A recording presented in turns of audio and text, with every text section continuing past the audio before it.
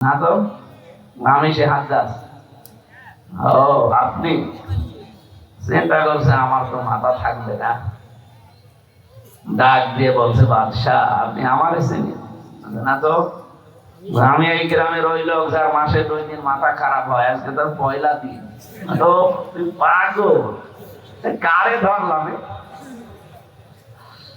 পাগল বলে ওই দিন বেশি গিয়েছি, তারা বাঁচার কথা ছিল। আমরাও এই 15.5 বছর পাগল বলি বেশি আছি। হ্যাঁ কথা বলছে। ফালাইসা মিন্না, 1 নম্বরে ওই দিন থেকে তুমি আমার উম্মত না।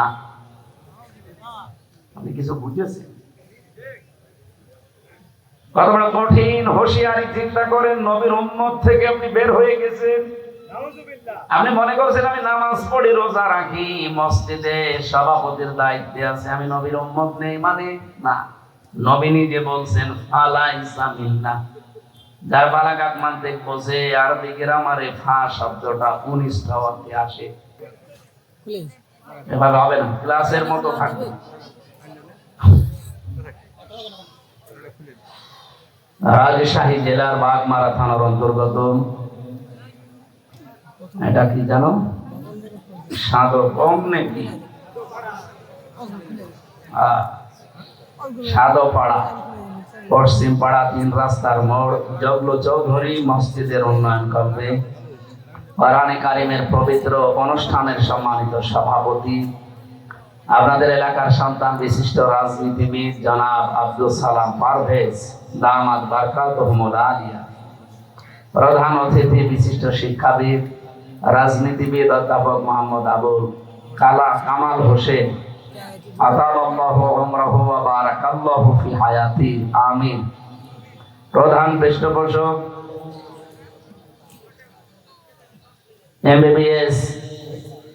এমবিবিএস পরিচালক, ভবানীগঞ্জ ক্লিনিক। আপনাদের এলাকার সন্তান ইসলামিক চিন্তাবিদ রাজনীতিবিদ জনাব আলহাজ ডাক্তার মোহাম্মদ আব্দুল বারী দামাত বারকাতুহুমুল আলিয়া সহ সভাপতি। আর এলাকায় কারো নাম পান? এত মানুষের নাম বলতে গেলে মানে আধা ঘন্টা লাগে। একবার দোয়া করে দিলাম নাকি এত অনেক নাম বলা যায়? যাক, সম্মান আছে বলে তো দিয়েছেন, না তো দিতেন না। অবশ্যই সম্মান তাদের আছে। ওয়ারাফা'না লাকা যিকরা, আল্লাহ এদের মর্যাদার সম্মান শুধু দুনিয়া না, উভয় জগতে যেন বাড়িয়ে দেন। আমরা কি সত্যি সম্মান মর্যাদা চাই? বলেন বলেন। যাদের কামনা করলাম আপনারা একটু মন খুলে দোয়া করেন তো, আমিন। ওয়ালিল্লাহিল ইজ্জাতু ওয়া লিরাসূলিহি ওয়া লিল মুমিনিনা ওয়ালাকিন্নাল মুনাফিকিনা লা ইয়ালামুন। আল্লাহ তাআলা বলেন সূরা মুনাফিকের ভেতরে আছে যে সম্মান, ইজ্জত, মর্যাদা এটা আমি আল্লাহ আমার জন্য, আমার রাসূলের জন্য, আর যারা দুনিয়ায় ঈমান আনে তাদের জন্য আমি এটা নির্ধারিত করে রেখেছি। এখানে সম্মান জোর করে পাওয়া যায় না। জোর করে পাওয়ার জন্য যারা চেষ্টা চালিয়েছে তাদেরকে আল্লাহ এত নিচে নামিয়েছে, তাদের নাম এখন গালি হয়ে গেছে। ইয়াসিন, এই লোকটা সুন্দর একটা নাম না? অনেক সুন্দর নাম ইয়াজিদ, অনেক সুন্দর নাম, অর্থ অনেক সুন্দর, কিন্তু নামটা এখন বিশ্বে কালের আবর্তনে এটা গালি। কাউকে যদি রাগাতে চান বলবেন এজিদের বাচ্চা, রেগে যাবে। অথচ নামটা খারাপ। মীর জাফর, এ ভাইয়ের নামের শেষে মীর আছে, আর ওই লোকটার নামের আগে মীর। মীর জাফর নাম যদি আপনি কাউকে বলেন যে মীর জাফর, ওকে খুশি হবে না রাগ করবে? নামটা কিন্তু সুন্দর। একজন সাহাবীর নাম জাফর, তার আগে মীর, সম্মান সূচক শত একটা শব্দ লাগিয়ে দিয়েছে। এরকম নামটাও গালি হয়ে গেছে, আজ মানুষ রাখতে চায় না। যারা এই দেশে জুলুম করেছিলেন মানুষের উপরে, নাম যতই সুন্দর হোক দেখবেন কিছুদিন পরে নামটাও গালি হয়ে যাবে। এখন অলরেডি গালি হয়ে গেছে। কাউকে যদি আপনি রাগাতে চান তো বলবেন হাসিনা রেগে যান। হ্যাঁ আপনি দেখেন, আমি জেলে থাকাকালীন আমার মেয়েটাকে আমি রেখে গিয়েছিলাম 7 মাস, এখন প্রায় 4.5 বছর হয়ে গেল তার বয়স। এই ফিরে এসে ওর নাম ওর সামনে যদি এই নাম বলি, ও আগে কথা তো এখন বলতে শিখেছে, ওই সময় তো আর কথা বলা শিখে না। এখন দেখি নাম শুনলেই কেমন করে, অথচ জীবনে আমার মনে হয় সামনাসামনি কোনোদিন তার হয়নি। এই নামটা ঘৃণিত করে দিয়েছে কেন?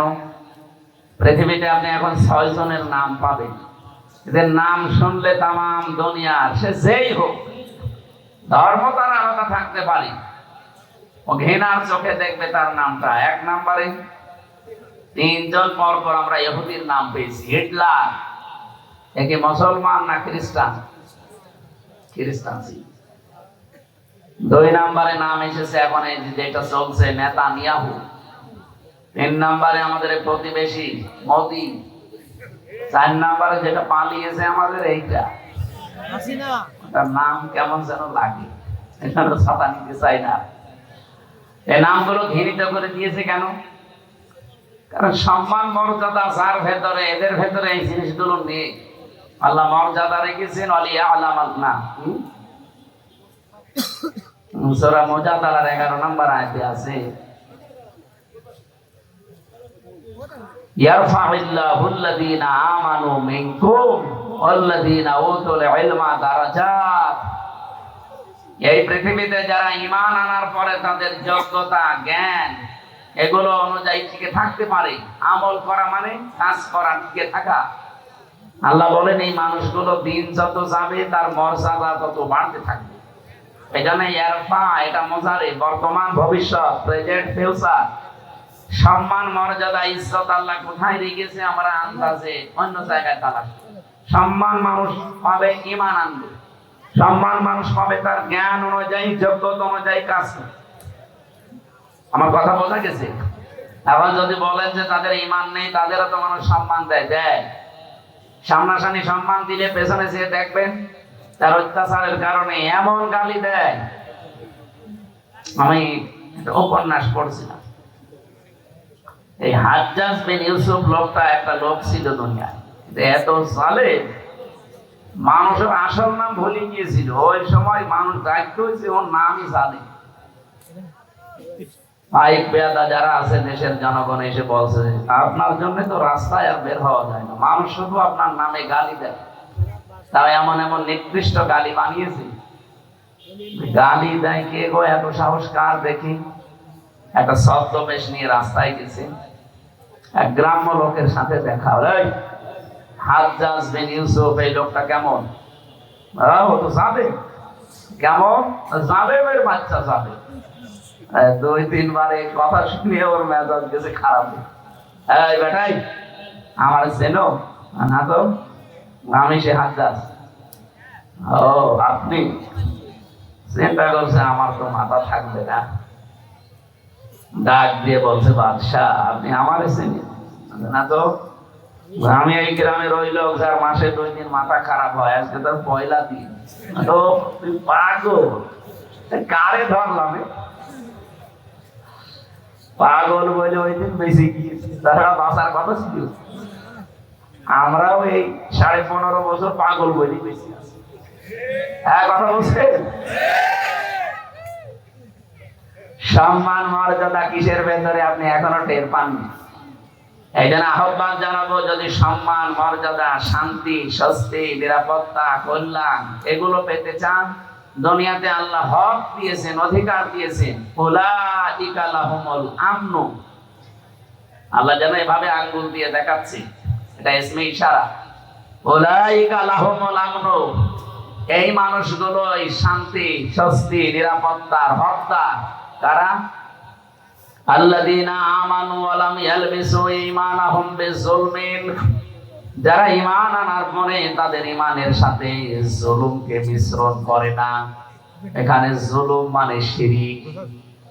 সুতরাং ঈমান যারা আমরা এনেছি, যেহেতু দেশে 92% মুসলমান ঈমান আমাদের আছে, ঈমান আনলেই শুধু নিরাপত্তা পাওয়া যাবে না, ঈমানের সাথে যেন শিরক মিশ্রণ না হয়। যেহেতু শব্দের অর্থ আমরা দুইটা বললাম, এক নম্বরে শিরক, দুই নম্বরে জুলুম। ঈমান আমরা এমন ভাবে আনতে চাই আমাদের ঈমানে যেন শিরক আর জুলুম একটাও মিশ্রণ না ঘটে। এই কথা বলেন না? এতটুকু বলার পরে আল্লাহ শেষ করে দেননি। আল্লাহ পাক বলেন উলাইকা লাহুমুল আমানু ওয়া হুম মুহতাদুন। এই মানুষগুলোই নিরাপত্তা, শান্তি, স্বস্তি পাওয়ার হকদার এবং এরা হেদায়েতের উপরে আছে। কথাটা ছোট্ট, কিন্তু এর ব্যাখ্যা এত বেশি আছে কোরআনে। আজ আমরা নিরাপত্তাহীন হয়ে যাচ্ছি দিন দিন। 24-এর এই জুলাই আগস্টের বিপ্লবের পরে যাই চলছিল, হঠাৎ বিশ্ব কিন্তু পাল্টিয়ে যাচ্ছে। আমরা নিরাপত্তার বলয় থেকে বের হয়ে যাচ্ছি। এর সবচাইতে বড় সমস্যা হয়ে দাঁড়াচ্ছে এখন আমাদের প্রতিবেশী নামে কলঙ্ক, এই মুশরিকরা। 2 নম্বরে ওই যে 7 সমুদ্র উত্তরের উপর থেকে আরেকটা দল চেষ্টা চালাচ্ছে।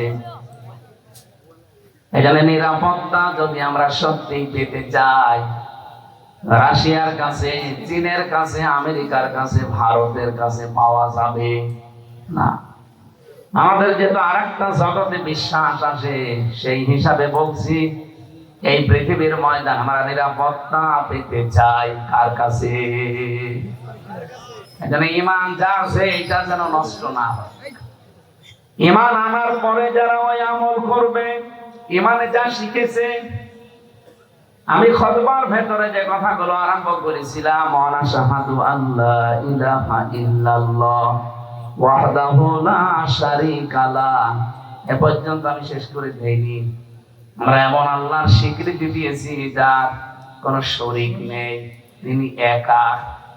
এই সাক্ষীটা যদি কেউ টিকিয়ে রাখতে পারে, আমার খুতবার এই পয়েন্টের ভেতর ছিল শাহাদাতান মুসিলাতান ইলাল জিনান। এই সাক্ষীটা টিকিয়ে রাখতে পারলে আপনাকে জান্নাত পর্যন্ত পৌঁছিয়ে দেবে। এটা এমন একটা সাক্ষী, যেহেতু তেলাওয়াত করেছি যে আয়াত, এই খুতবার সাথে, আয়াতের সাথে আর হাদিসের সাথে পুরো একটার সারা আটটা রিলেটেড আছে। আমি এই সম্পর্কে কথাগুলো আজকে বলবো। আমার কথা ছিল এটা, আমরা শান্তি, স্বস্তি, নিরাপত্তা, সম্মান, মর্যাদা, ইজ্জত এগুলোর জন্য আজ অনেক কিছু করি। যাদের সম্মান কামনা করেছে আল্লাহ তাদের ঈমান এবং আমল অনুযায়ী যেন দুনিয়া আখিরাতে আরো বাড়িয়ে দেন, বলেন আমিন। দরুদ আর সালাম পড়ছে আমাদের নবী, মানবতার মহান শিক্ষক মুহাম্মদুর রাসূলুল্লাহ সাল্লাল্লাহু আলাইহি ওয়াসাল্লামের প্রতি। এদিকে তাকান। জীবন চালানোর জন্য আল্লাহ কোরআন দিয়েছেন, আদর্শ মানার জন্য নবী পাঠিয়েছেন যিনি মুহাম্মদুর রাসূলুল্লাহ। ও বাংলার মুসলমানেরা, এই দুইটা জিনিস আমাদের সামনে থাকার পরে পৃথিবীতে কার আইন মানার জন্য আপনি চেষ্টা চালান বলেন তো? আপনি কি পাগল না মাথা খারাপ? দুনিয়া চালাতে আল্লাহ আইন বানিয়ে পাঠিয়ে দিয়েছে। আমরা যে সংবিধান বানাবো কি দিয়ে, সেই নামে আল্লাহ একটা সূরাই দিয়েছেন, সূরা ফুরকান। সংবিধান, ফুরকান মানে সংবিধান। ৭৭টা আয়াত আছে এখানে, ৭৩টা ধারা আছে। আজকে ৩১৮ পৃষ্ঠা নারী সংস্কার যারা করে, নারী কমিশন বানিয়ে ৩১৮ পৃষ্ঠার বই লিখে জমা দিয়েছে। কোরআন কারীমের প্রায় 11টা না 13টা আয়াতের ভুল ধরেছে তারা। আমি আজকে পুরাটা প্রায় ৩১৮ পৃষ্ঠা ৩ দিন মিলে পুরাটা পড়লাম। এই ৩১৮ পৃষ্ঠার ভেতরে আমার মতো ছোট মাথা, তাই আমি 13টা ভুল পেলাম যে কোরআনের ডাইরেক্ট বিরুদ্ধে, আর বাকিগুলো হাদিসের বিরুদ্ধে। এরা সাহস কিভাবে পেয়েছে তার পেছনেও কারণ আছে। এই যে কয়টা রিপোর্ট দিয়েছে, এদের না নারী মনে হয় না পুরুষ মনে হয়। এই কথা বুঝে এদের চেহারার দিকে তাকান। এই নারী কমিশনার যে কয়টা আছে কমিশনে, একটাও কি মহিলার মতো লাগে? মহিলাদের তো একটা কাটিং কুটিং আছে, এটা কি কি কাটিং? হিজলা কাঠি। এই হিজরাদের এত সাহস হতো না, এর পেছনে রাঘব বোয়াল আছে, কেউ কম কাঠি নাড়ছে। আজকে হেফাজত ইসলাম বাংলাদেশ থেকে একটা ঘোষণা এসেছে, এদের রায় না, এদের কমিশনই আমরা মানি না। কথা বলেন না কেন? এদের রিপোর্ট পেশ করা দূরের কথা, এই কমিশনই মানি না। এদেশে 92% মুসলমান। ভারতে কোরআনের 26টা আয়াতের বিরুদ্ধে ওরা কেস করেছিল, তাই তামাম দুনিয়া ফুটে উঠেছিল। আর এখানে অলরেডি 13টা আয়াতের বিরুদ্ধে, এটাও তো একটা কেস। আমরা চাই এই মানুষগুলোর পেছনে যারা আছে তাদের সহ আইনের মুখোমুখি করে তাদের বিচারের আওতায় আনা লাগবে। এবং আপনি মানব অধিকারের নাম নিয়ে, বাক স্বাধীনতার নাম নিয়ে, সমান অধিকারের নাম নিয়ে কোরআনের বিরুদ্ধে, হাদিসের বিরুদ্ধে কোনো কথা যদি সামনে কেউ বলে, কোনো বিচার লাগবে না, আমরা মেরে ফেলা লাগবে। হ্যাঁ, কথা বলেন। সময় এখনই যাচ্ছে, এখনো যদি এভাবে ছাড় দিয়ে চলে যান, এই বিপ্লব যেটা এসেছিল, এই বিপ্লব টিকিয়ে থাকা সম্ভব না। এই আয়াতের যেটা পড়লাম না, এই আয়াতের একটু আগে আছে আকিমুদ্দিন ওয়ালা তাতাফাররাকু ফি, তোমরা দিন কায়েম করো, এ ব্যাপারে মত পার্থক্য করবা না। দিন কায়েম বাংলাদেশে নেই, আছে? এদের ব্যাখ্যা আধুনিক একটা শব্দ বলছি, এদিকে তাকান। দিন যেহেতু কায়েম আমাদের দেশে নেই, যতটুকু দিন আছে ওইটা টিকিয়ে রাখার চেষ্টা করা সর্বাত্মক ভাবে, এইটাও একটা কাজ। আমাদের দেশে দিন যতটুকু আছে ওইটা টিকিয়ে রাখা লাগবে না? বলেন বলেন। এই যে নামাজ 5 ওয়াক্ত আপনারা মসজিদে পড়েন, এটা দিন না? স্যার তো এটা বোঝাচ্ছিল যে আমাদের নামাজ আছে, অন্তত নামাজটা যেন টিকে থাকে। আমরা প্রকাশ্য কেউ এই দেশে জেনা করি না, কি করি? গোপনে কাপনে যেগুলো আছে ওগুলো বাদ দেন, প্রকাশ্যে যেন এইটা কেউ করতে না পারে। ওরা 3 নাম্বার পয়েন্টে লিখেছে, দেহ আমার, সিদ্ধান্ত আমার। এটা যদি মেনে নেওয়া হয়, তাহলে জেনা ব্যভিচার কি গোপনে থাকবে না প্রকাশ্যে শুরু হবে? ওরা 2 নাম্বার পয়েন্টে লিখেছে যে এখানে বিবাহের ক্ষেত্রে পুরুষের যে অধিকার আছে, মহিলার সে অধিকার নেই। এটা আল্লাহর সিদ্ধান্ত ঠিক হয়নি, এটা ভুল হয়েছে। এর আমার মাঝে মাঝে চিন্তা হচ্ছে, পুরো বইটা না পড়লে আমার ভালো হতো। পড়ে আমার এখন মাথা খারাপ হয়ে যে এ সাহস পেল কোথায়? যেহেতু কোরআনে কারিম আমাদের সামনে আছে, সংবিধান হিসাবে পৃথিবীর কারো কাছে কিছু ধার করার কোনো দরকার নেই। আর আদর্শ মানতে গিয়ে যেহেতু নবী নিজে এসেছে আমাদের কাছে, সুতরাং পৃথিবীর কাউকে আদর্শ মানা অন্তত দরকার নেই। এই 200 বিষয়ে আমরা একমত আছি না? এবার আসেন আমরা মূল আলোচনায় যাচ্ছি। সূরা শূরা 13 নম্বর আয়াতের মাঝের একটা অংশ পড়েছি। আমি এতটুকু আয়াত পড়েছি ঠিক, কিন্তু এর ভেতরে যত কথা লুকিয়ে আছে, তাফসীর আকারে কথা বলতে গেলে কয়েক ঘন্টা সময় চলে যাবে এর ভেতর থেকে। আমরা একটা হাদিস পড়েছিলাম, হাদিসের হালকা ব্যাখ্যা করে আমরা আয়াতে চলে যাচ্ছি। হযরতে আবু যর রাদিয়াল্লাহু তাআলা আনহু থেকে বর্ণিত, বিশ্বনবী মুহাম্মদুর রাসূলুল্লাহ সাল্লাল্লাহু আলাইহি ওয়াসাল্লাম দারদহিল কণ্ঠে তিনি জানিয়েছেন, মানিদ্দাআ মা লাইসা লাহু। ভালো করে শুনুন, যেই জিনিস তোমার না, ওইটা যদি তুমি নিজের কাছে রেখে দাও। আমি আবার বলছি, যেই জিনিস তোমার না, ওইটা যদি নিজের কাছে রেখে দাও, যখনই নিজের কাছে ওইটা রেখে দেবে, দাবি করবে ওই দিন থেকে 2টা শাস্তি তোমার শুরু। ফালাইসা মিন্না, 1 নম্বরে ওই দিন থেকে তুমি আমার উম্মত না। আপনি কিছু বুঝেছেন? কত বড় কঠিন হুঁশিয়ারি! চিন্তা করেন, নবীর উম্মত থেকে আপনি বের হয়ে গেছেন। আপনি মনে করছেন আমি নামাজ পড়ি, রোজা রাখি, মসজিদে সভাপতির দায়িত্বে আছে, আমি নবীর উম্মত নেই মানে না। নবী নিজে বলছেন ফালাইসা মিন্না। যার বালাগাত মানতে বোঝে, আরবি গ্রামারে ফা শব্দটা 19টা অর্থে আসে। আগের শব্দ যদি কারো ভেতরে থাকে, আগে যেটা নবীজি বললেন ওটা যদি কেউ দুনিয়ায় মেনে চলে, পরের যে হুকুম তার উপরে 100 ভাগ কার্যকর হবে। যেহেতু ফা না দিলে আমি হাদিসও পড়তাম না, এই ফাটা দিয়ে আমিও ঝামেলায় আছি। যে জিনিস যার নাম ওইটা যদি যেও দাবি করে নিজের আয়ত্তে নিয়ে নেয়, প্রথম শাস্তি শুরু হয়ে যাবে ওই দিন থেকেই। সে আর নবীর উম্মত থাকবে না। বাংলার মুসলমানেরা যদি নবীর উম্মত আপনি থাকতে না পারেন, হয় আপনি ইহুদি, নাই খ্রিস্টান, নাই মুশরিক। একটা বলছেন ৪,৫০০ লোক বাস করে, ৪,৫০০ ধর্মের লোক বাস করে দুনিয়ায়। এখন ৮১০ কোটি মানুষ এখন পৃথিবীতে বসবাস করছে, মাত্র ১৭৫ কোটি আমরা। অন্তত অন্যান্য ধর্মে যারা আছে তারা তার নবীর উম্মত দাবি করে না। কয়েকদিন আগে সিঙ্গাপুরে ছিলাম, থাইল্যান্ডে গিয়েছিলাম, মালয়েশিয়া। অন্যান্য ধর্মের লোকদের সাথে আমি যখন রাস্তায় চলাফেরা করেছি গাড়িতে, ইহুদিরা জিজ্ঞাসা করি যে আপনার নাম কি? নাম শুনেই আমি বুঝেছি যেটা ইহুদি। যখনই বলছে আপনার নবীর নাম কি, হোয়াট ইজ ইউর প্রফেট, নাম জিজ্ঞাসা করলে বলেন যিশু। যিশু মানে ঈসা আলাইহিস সালাম। আমরা যাকে হযরত ঈসা নবী বলি, ওরা যিশু বলে ডাকে খ্রিস্টানরা। ইহুদিদের কাছে যদি বলা হয় আপনার নবীর নাম কি, বলে যোসেফ। যোসেফ মানে মুসা আলাইহিস সালাম। হযরত মুসাকে ওরা যোসেফ বলে ডাকে। ইব্রাহিম নবীর নাম তারা পাল্টিয়ে আব্রাহাম বলে।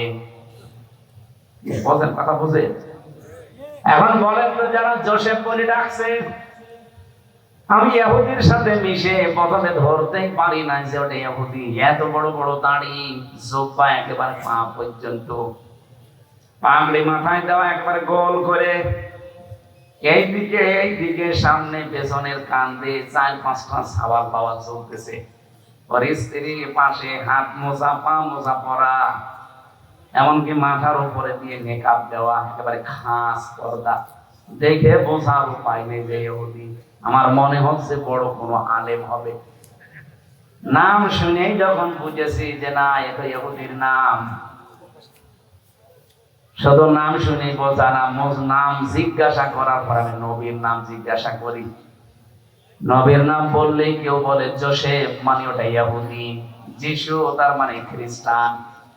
অন্যান্য ধর্মের নবী যারা আছে, ওরা ওদের নবীদের নবী বলতে ওদের ধর্মগুরুর নাম বলে, আর এরা সরাসরি নবীর নাম বলছে যে যিশু, যোসেফ, আব্রাহাম। ডেভিড বলে ডাকে দাউদ নবীকে তারা ডেভিড। এবার আপনি যে প্রশ্নের জবাব দিতে পারবেন এখান থেকে, এই ইহুদি, এই খ্রিস্টান, এই মুশরিক, এই বৌদ্ধ যারা আছে, ওরা কোনদিন বলবে যে আমার নবীর নাম মুহাম্মদুর রাসূলুল্লাহ? বলেন বলেন। নবীজির হাদিস ছিল কি? যারা নিজের না এরকম জিনিস নিজের আয়ত্তে নিয়ে নেন, ওই দিন থেকে আপনি আর নবীর উম্মত নেই। কথাটা এখন আপনি ক্লিয়ার না, এই জন্য আপনার কিছু মনে হচ্ছে না। আমি পড়ে আমার ভয় লাগে। ২ নাম্বারটা তো আরো কঠিন, বলে তাবাওয়া মাকআদাহু মিনান নার, সে যেন জাহান্নামে নিজের একটা স্থান তৈরি করে নিল। বাংলাদেশ সহ বিশ্বের দিকে তাকান, কত মানুষ যেটা তার না জোর করে নিজের আয়ত্তে নিয়ে নিচ্ছে। এই যে ইসরায়েল, বলেন তো ১৯৪০ সালে তাদেরকে থাকতে দিয়েছিল খালি গায়ে খালি পায়ে। শয়তানরা সারা দুনিয়ার কেউ তাদের ন্যায় নিয়ে ইহুদিদের। আমরা যেমন রোহিঙ্গাদের থাকতে দিয়েছি দয়া করে মানবতার খাতিরে, এরা ১৯৪০ সালে এদের খালি গায়ে খালি পায়ে থাকতে দিয়েছিল। অথচ শয়তানরা এখন তাদেরকে বাড়ি ঘর থেকে উৎখাত করে দখল করে নিচ্ছে। এটা বলছেন এখান থেকে একটা কথা আছে কোরআনে সূরা ইউনূসের ৯৯-১০০ নম্বর আয়াতে, ওয়ায়াজআলুর রিজসা আলাল্লাযীনা লা ইয়াকিলুন। কোন মানুষ যদি তার বিবেক জ্ঞান অনুযায়ী সিদ্ধান্ত নিতে না পারে, বিবেক অনুযায়ী যদি এই লোকটা কাজ না করে, তাহলে ভুল সিদ্ধান্ত তার উপরে আল্লাহ চাপিয়ে দেয়। এই নেতানিয়াহু নামে এই শয়তান, এই গোলাঙ্গার, এই জঘন্যতম পৃথিবীর মানুষ মানুষ নামে একটা কলঙ্ক। এই লোকটা তার নিজের ইচ্ছা মিটাতে গিয়ে আজ যে ভুল সিদ্ধান্ত নিয়েছে, তার কারণে আজ পুরা ইসরায়েল দাবানল চলছে। 108টা মেশিন ফিট করেছে, উন্নত পানি দিচ্ছে, কত স্প্রে দিচ্ছে না, জাহাজ পর্যন্ত পুড়ে ছাই হয়ে যাচ্ছে। কারণ আগুন তো আর হামজা লাগায়নি, কে লাগিয়েছে? আল্লাহর সিদ্ধান্তের বাইরে অবস্থান নিয়েছেন। বারবার পৃথিবীর মানুষ সতর্ক করেছিল যে এদেরকে থামান, নিজেদের যা আছে অতটুকু নিয়ে থাকেন না, ওরা সব দখল করে নিজের আয়ত্তে নিয়ে নেবে। ঠিক এই সিস্টেম এখন চালু করেছে ওরা না ভাই, এ নরেন্দ্র মোদী। আমাদের বাপ দাদাদের দেওয়া হাজার হাজার বিঘা জমি জায়গা, যেগুলো মসজিদ, মাদ্রাসা, খানকা, ঈদগাহ, গোরস্থানের জন্য ওয়াকফ করা ছিল, শয়তানরা এখন এসে ওইগুলো সব একটা অবৈধ আইন পাশ করে সব দখল করে ভেঙ্গে গড়িয়ে দিচ্ছে।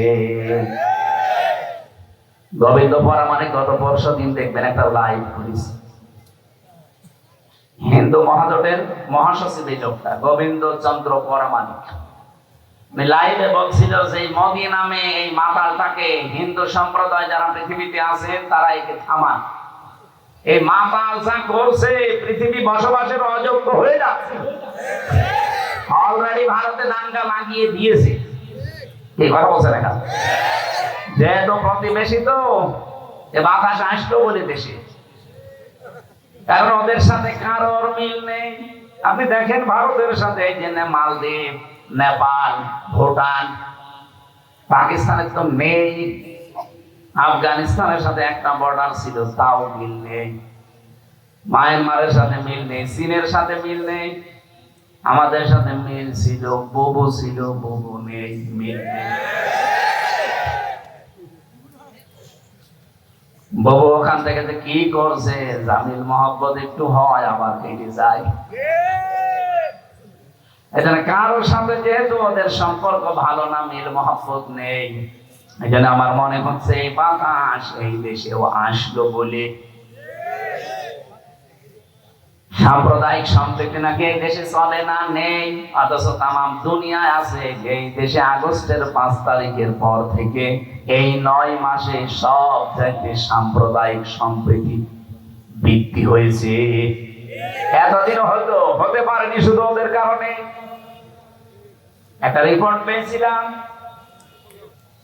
100 ভাগের প্রায় 58 ভাগ সম্পদ গুলো বুবু এবং তারা যারা আছে দায়িত্বে, তারা হিন্দুদের এবং অন্যান্য ধর্মের মানুষের সম্পদ গুলো তারা বিভিন্ন কায়দায় আত্মসাৎ করেছে, মেরে খেয়েছে, বাংলা যেটা বলে। আমি এই রিপোর্ট নিজে বানাইনি, আপনি পত্রিকার রিপোর্ট গুলো আমি নিজে নিজে পড়েছি, সেইটা একটু বললাম। যেহেতু এই 9 মাসে এগুলো আর হচ্ছে না, এই জন্য অনেকের মাথা খারাপ হয়ে গেছে যে না কিছুই তো হয় না, এভাবে চললে তো ঠিকই যাবে। এই জন্য বিভিন্ন ধোয়া তোলে মাঝে মাঝে। বাবু ওখানে বসে বসে 27টা কুলু তৈরি করেছিল বাংলাদেশকে অস্থিতিশীল করার জন্য, একটাও কাজে লাগে নাই। কখনো রিকশা লীগ, কখনো আনসার লীগ, কখনো হেলমেট লীগ, বিভিন্ন নাম নিয়ে তারা নামতো যে দেশকে অস্থিতিশীল করে দিলে বিশ্বের মোড়করা যেন বলতে পারে এই দেশ আর বসবাসের যোগ্য না। আর পাশে আমাদের প্রতিবেশী দাদারা তো আছে। কোরআনে কারিমে আল্লাহ কড়া ভাষা দিয়েছেন, লা তাজিদান্না, লামে তাকিদ নুনে সাকিলা। আল্লাহ বলেন, গ্যারান্টি দিয়ে বলছে, লা তাজিদান্না শাদ্দান নাসি আদাওয়াতাল লিল্লাযিনা আমানুল ইয়াহুদা ওয়াল্লাযিনা আশরাকু। এই পৃথিবীতে 2টা জাতি মুসলমানদের জন্য, ইমানদার মানুষদের জন্য ভয়ঙ্কর জঘন্যতম শত্রু হিসাবে কাজ করে যাবে। একটা ইহুদি আর একটা মুশরিক। আপনি তামাম দুনিয়ার দিকে তাকান, মুসলমানদের কিন্তু এই 2টাই শত্রু এখন জঘন্য। একটা ইহুদি আর একটা কি, এটা আমাদের পাশে দাদা বাবুরা যারা মুশরিক, এরা অন্যের সম্পদ গুলা দখল করে নিচ্ছে। এমনকি আগস্টের 5 তারিখের পরেও বাংলাদেশে বহু মানুষের চরিত্রে আমরা এটা দেখতে পেয়েছি, বিভিন্ন মানুষের জিনিস তারা নিজের মনে করে নিয়ে নিয়েছে। রাজশাহীতে হয়তো এখনো শুরু হয়নি। যারা যারা মানুষের সম্পদ নিয়েছেন, যেভাবেই নেন ওটা ফেরত দেবেন, নয়তো আপনি মরে গেলে জানাজা দেওয়া, কবরে দেওয়া মিথ্যা কথা হবে। কারণ আমি কি বলে দেব আপনাকে, বিসমিল্লাহি ওয়া আলা মিল্লাতি রাসূলিল্লাহ, আল্লাহর নামে রাসূলের আদর্শের উপরে রেখে গেলাম, আপনি তো রাসূলের আদর্শে আর নেই। আমার এই কথার ওজন যারা টের পেয়েছে তারা চুপ করে আছে। আপনি টের পেয়েছেন? যারা যার যা জিনিস নিয়েছেন যেটা আপনার না ওটা ফেরত দেন। হ্যাঁ, যদি ওটা আপনারই হয়ে থাকে, আপনি হাত ছাড়া করে ফেলেছিলেন, ওটা আবার ফেরত পেয়েছেন, তাহলে আপনি হাদিসের আওতা মুক্ত থাকবেন। আমি কথা বোঝাতে পারিনি? না না, ওখানে এখনো বুঝি না। যেটা আপনার ছিল কিন্তু হাত ছাড়া হয়ে গেছে এতদিন, আপনি ফেরত পেয়েছেন। আবার একটা দোকান ছিল, দোকান দখল করে নিয়েছিল, এরকম হয়নি বাংলাদেশে? ওই দোকান ফেরত পেয়েছেন, আপনি হাদিসের যে শাস্তি, আপনি নবীর উম্মত থাকবেন না? না, আপনার জন্য না, কারণ আপনার জিনিস আপনি ফেরত পেয়েছেন। কথা বলেন না কেন? কত মানুষের জমি জায়গা দখল করে নিয়েছিল 15.5 বছরে। আপনাদের রাজশাহী হয়তো এখন কিছু হয়নি, টের পাচ্ছেন না। কুষ্টিয়ায় আমাদের হানিফ সাহেব কত টাকার মালিক, আমার মনে হয় আল্লাহর ও ছাড়া কেউ জানতো না। কি হইলো এখন? বাড়ি পর্যন্ত এখন উজাড় গৃহ হয়ে গেছে। আমার মনে হয় হানিফ সাহেবের বাড়ির দিকে আল্লাহ আঙ্গুল এভাবে দিয়ে কোরআনের আয়াত নাযিল করেছে, যদিও এটা এখন না, 1500 বছর আগে। সূরা নমলের ভেতরে পাবেন এটা, 19 নাম্বার পারা, 20 নাম্বার পৃষ্ঠার 7 নাম্বার লাইনের 52 নাম্বার আয়াতে আছে, ফাতিলকা বুয়ুতুহুম খাবিয়াতাম বিমা যালামু। আল্লাহ বলেন এই সেই ঘরগুলো। কোন ঘর? এখন যদি বলেন এখানে হানিফ সাহেব, ইনো সাহেব, এদের নাম কই? না, নাম আছে কিন্তু এদের বাপ দাদাদের নাম আছে। এদের বাপ দাদা যারা, তাদের পরিচয় আল্লাহ আয়াতে দিয়েছেন, তারা এরকম জুলুম করেছে নফসের উপরে, মানুষের উপরে, সৃষ্টি জগতের উপরে, তাদের নামে দেওয়া আর এদের নামে দেওয়া একই। কারণ কোরআনে তো আর আয়াত নাযিল হবে না কিয়ামত পর্যন্ত, এইটাই চলবে। আল্লাহ তাআলা বলেন এই সেই ঘরগুলো, খাবিয়াতাম বিমা যালামু।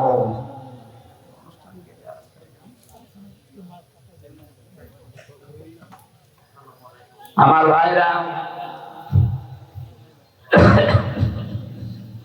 আল্লাহ যেমন দিছে আঙ্গুল দিয়ে এভাবে ইশারা দিয়ে জানাতে চাচ্ছিলেন, হে পৃথিবীর মানুষেরা একটু এই দিকে তাকান। আমি আয়াতটা আগস্টের 5 তারিখের পর থেকে মিলিয়েছিলাম যে হ্যাঁ মিলে যাচ্ছে। আল্লাহ আমার মনে হয় বাংলাদেশের এই 64 জেলার 630টা থানার দিকে এভাবে দেখিয়েছেন, এই সেই ঘরগুলো। আমরা যেহেতু বাইতুন দেয়নি বয়স বহু বছর, এই সেই ঘরগুলো। কি এই ঘর? কি খাবিয়াতান, জনশূন্য হয়ে আছে। একটু দেখো, এটা পরিত্যক্ত করে দিয়েছি। শুধু পরিত্যক্ত না, জনশূন্য না, এটা আজ উজাড় গৃহ হয়ে গেছে। এখানে আর কেউ কোনো আওয়াজ শুনতে পাও? কবরের পাশ দিয়ে গেলে যেমন কোনো আওয়াজ নেই, এই জালেমদের বাড়ির পাশ দিয়ে গেলেও কোনো আওয়াজ পাওয়া যায় না। আল্লাহ বলেন বিমা যালামু, এদের জুলুমের কারণে এদের এই জায়গা পর্যন্ত এখন অভিশপ্ত হয়ে গেছে। আমি তো কুষ্টিয়ার 2 জনের বললাম, আপনি সারা বাংলাদেশের দিকে তাকিয়ে বলেন তো, হালত অবস্থা কিন্তু একই। কথা বলেন না? কয়েকদিন আগে কিশোরগঞ্জে ছিলাম, যেটা একেবারে কেন্দ্রীয় ওদের জেলার মাঝখানে, যেটা ওই জায়গায় শুনলাম নাকি টর্চ আর সেলও ছিল আগস্টের 5 তারিখের আগে। ভালো মানুষ, নিরীহ মানুষ, তাদের মতের বিরুদ্ধে যারা আছে তাদের নিয়ে ওই জায়গায় টর্চার করতো। অথচ আল্লাহ পাক এখন ওই জায়গাটা পর্যন্ত অভিশপ্ত বানিয়ে দিয়েছে। আমি ড্রাইভারকে বললাম একটু গাড়ি থামাও, দেখি। তাকিয়ে দেখি ৩-৪ জন করে যাচ্ছে, কেউ এদিকে কেউ এদিকে কেউ এদিকে, চারিদিকে মুখ করে পোশাক করতে বসিস, মনে হচ্ছে জামাত বদ্ধ টয়লেট চলছে। এদের এই জায়গাটা আল্লাহ অভিশপ্ত করে দিল কেন? বিমা সালামু, কারণ এখানে তারা জুলুম করতো। আল্লাহ পর্যন্ত যদি আয়াত শেষ করে দিত, আমি আয়াতই পড়তাম না। এরপরে আমাদেরটা ইন্না ফি যালিকা লায়াতাল লিকাউমিন ইয়ালামুন। রব্বুল আলামিন বলেন, এই যে লামে তাকিদ দিয়েছেন মাঝে আর বক্তব্যের আগে ইন্না আছে, যারা গ্রামার বসে, আপনি আয়াতটার দিকে একটু খেয়াল করেন। আল্লাহ গ্যারান্টি দিচ্ছেন অবশ্যই অবশ্যই জ্ঞানী যারা, তাদের জন্য এখানে একটা শিক্ষা আমি আল্লাহ রেখে দিলাম। কি শিক্ষা আছে? জালেমদের এত বড় শিকড় আপনি চিন্তা করতে পারেন। এই বাগমারার ইউনিয়নের, শ্রীপুর একটা ইউনিয়ন না, এই ইউনিয়নের দারওয়ান থেকে শুরু করে সংসদ ভবন পর্যন্ত জালেমদের প্রতি ধরে ধরে স্তরে সাজানো ছিল লোকজন। আমি নিজে তো ভিকটিম, আমি দেখেছি। রিমান্ডে আমি দেখলাম আমার ৮ দল একটার পর একটা গোয়েন্দা বিভাগের আসতো রিমান্ডে প্রশ্ন করার জন্য। আমার মনে হয় সব ওরা ধরে ধরে ধরে ধরে সাজিয়ে রেখেছিল। মামলার আই ওদের, মামলার পিপি ওদের, জজ ওদের, ম্যাজিস্ট্রেট ওদের, মামলায় যে সাক্ষী ওদের, যে আমাকে জিজ্ঞাসাবাদ করবে রিমান্ডে সে ওদের, যারা অফিসার আছে ওখানে পাহারা দেয়, যারা অত্যাচার করবে তারা ওদের, হুকুম যিনি দিয়েছেন সে ওদের। আমার একজন আমার একজন ছিল উকিল, ওর কথা শুনলেও চলে, না শুনলেও চলে, আর ওর কথা শুনতেও না। ওখানে বলার দরকার বলেছে তো, ঠিক আছে আপনি থামেন যান। মামলাটা আমার ৩০ বার গেছে, সিএমএম কোর্ট, জজ কোর্ট, হাইকোর্ট মিলে, কিন্তু ৩ বছরে একটা দিনের জন্য জামিন নামে কোনো শব্দ নেই। অথচ এই মামলাটা আগস্টের ৫ তারিখের পরে শুধু তুলতে দেরি, জামিন না খারিজ করতে। অথচ জজ কিন্তু ওইটাই। আমি ওনার খাস কামরায় গিয়ে জিজ্ঞাসা করলাম যে, মাননীয় জজ সাহেব, বিচারটা তো ৩ বছর আপনার কাছে ছিল, এতদিন তো বলেননি যে না এই মামলায় জামিন দেওয়া যাবে না, এখন যে খারিজ করে দিলেন। হুজুর আমার হাত বাঁধা ছিল, আমি কিছুই করতে পারি নাই, ওই পুতুলের মতো শুধু চেয়ারে বসে থাকতাম। আমি যে আপনাকে 10 দিনের পরিবর্তে 6 দিন আর 2 দিন 8 দিন রিমান্ড দিয়েছিলাম 2 মামলায়, তাই আমার উপর পেশা যে 10 দিনের রিমান্ড দিলেন না কেন? তাহলে আপনার এখানে বসে থাকা দরকার কি? শব্দ ওরাই যদি করে। প্রথম মামলার রিমান্ডে নেওয়ার পরে 10 দিন চেয়েছে, দিয়েছে 6 দিন। এই নিয়ে নাকি ওই ম্যাজিস্ট্রেটকে ওখান থেকে অন্য জায়গায় বদলি করে দিয়েছে যে কেন আপনি 10 দিন দিলেন না। বাস্তব জন্য বলছি, রিমান্ডের 2য় দিন আমার চোখ বেঁধে কালো কাপড় দিয়ে, পেছনে হাত হ্যান্ডকাপ দিয়ে, মাথায় দড়ি লাগিয়ে, পায়ের সাথে ডান্ডা বেড়ি লাগিয়ে নিয়ে গেল অন্ধকার মাটির নিচে ঘরের ভেতরে।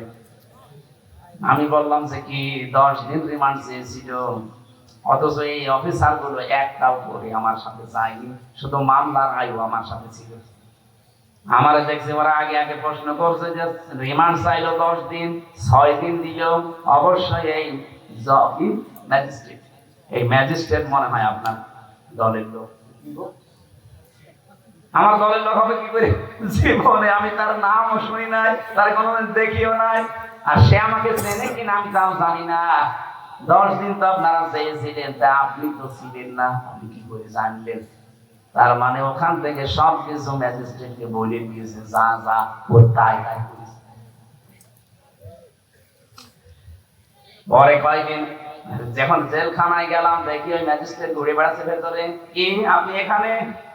হুজুর মাফ করে দিয়েন, আমার বউ যৌতুক মামলা দিয়েছে।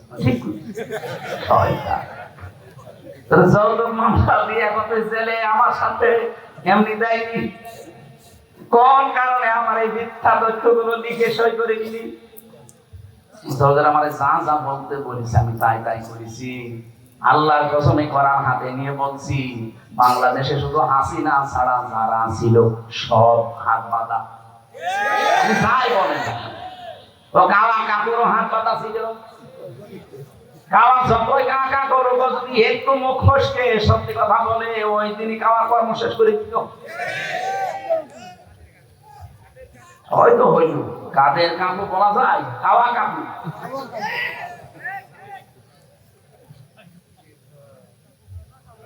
বলেন তো, একে স্তরে স্তরে সাজিয়ে রেখেছিল সব জায়গায়। কোনদিন ভুল নক্ষর চিন্তা করেছে যে আমাদের এগুলো কোনদিন হারিয়ে যেতে পারে? কোরআনে কারিমে আমি আয়াত পড়েছি, সূরা আনআম 7 নাম্বার পারা 12 নাম্বার পৃষ্ঠা 4 নাম্বার লাইনের 45 নাম্বার আয়াতের প্রথম অংশে আছে, ফাকুতি আযাবিরুল কওমিল্লাযিনা যালামু। রব্বুল আলামিন বলেন, জালেমদের শিকড় কাটা হয়ে গেছে। কেটেছে কে?